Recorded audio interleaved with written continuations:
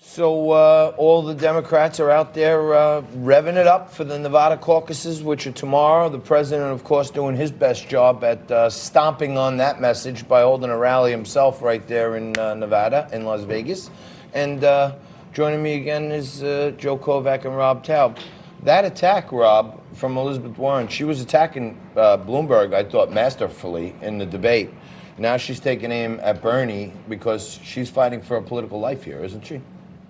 She's one of the most least qualified candidates. And if you want to talk about lies and deceits, I think that everything about her is a sham. Michael Bloomberg would be the candidate I'd support. He's the one that can effectively beat Donald Trump. He's a leader.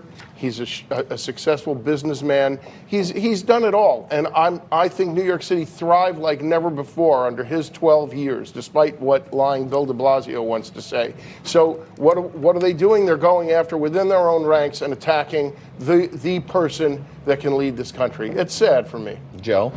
Well, it's really comical as a Republican sitting back and having popcorn, watching the Democrats tear each other apart. There's so much disunity within the Democratic Party right now that they are going to go to a convention where not one single candidate will have enough delegates outright to get the nomination on the first ballot. There'll definitely be a contested convention, and I don't see how supporters of Bernie Sanders, who has the most delegates right now, will turn around and support Mike Bloomberg, because he's really the polar opposite of everything that they believe in.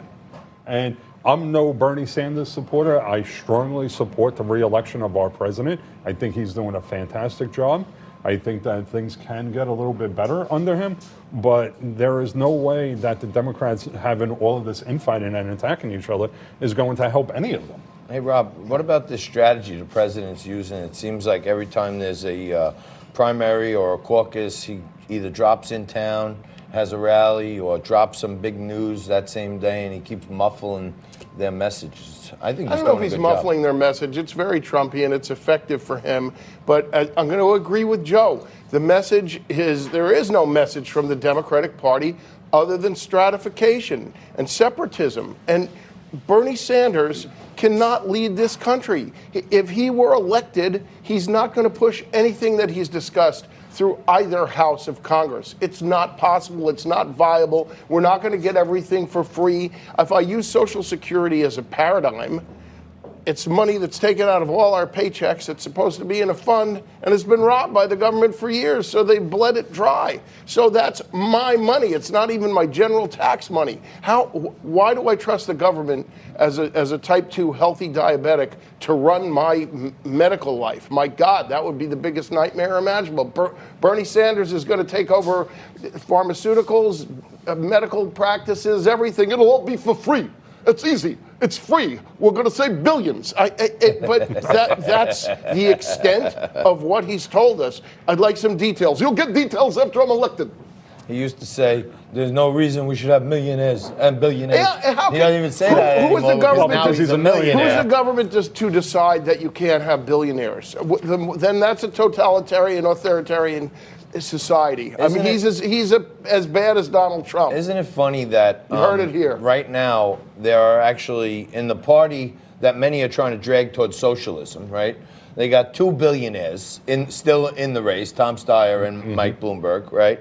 And at the same time, the two leading contenders, Bernie's not a Democrat, and Mike Bloomberg's only been a Democrat for 2 years. Oh, Can't they get so a Donald Democrat? Trump wasn't a Republican. You can switch parties. I'm saying, but why can't they get a Republican, a Democrat in there? Why can't they find like a stayed-in-the-wool Democrat? Bernie's not one, and Bloomberg's really not one. Sanders can't build a coalition of Reagan Democrats and non-Trump supporters in order to win this election. He's going to win the caucus tomorrow in Nevada. Buttigieg will probably come in second. I think Elizabeth Warren third and Joe Biden fourth. That's what I think. And there again, you're going to have delegates splattered throughout. There's not going to be a true front runner that's going to take the nomination. And because it's going to be the two factions, Main Street or the moderate wing of the Democratic Party and the far left AOC, Bernie Sanders part, you're not going to. Let me go back to a Nixonian expression. I'm 64 years old. I know it's hard to believe because I look so young. But you look fantastic. I was around then, and Nixon had what he referred to as his silent majority. And there will be a silent majority for Donald Trump if, God forbid, Bernie Sanders gets the nomination. And will be people that are not going to go, hey, I'm voting for Trump. I like that.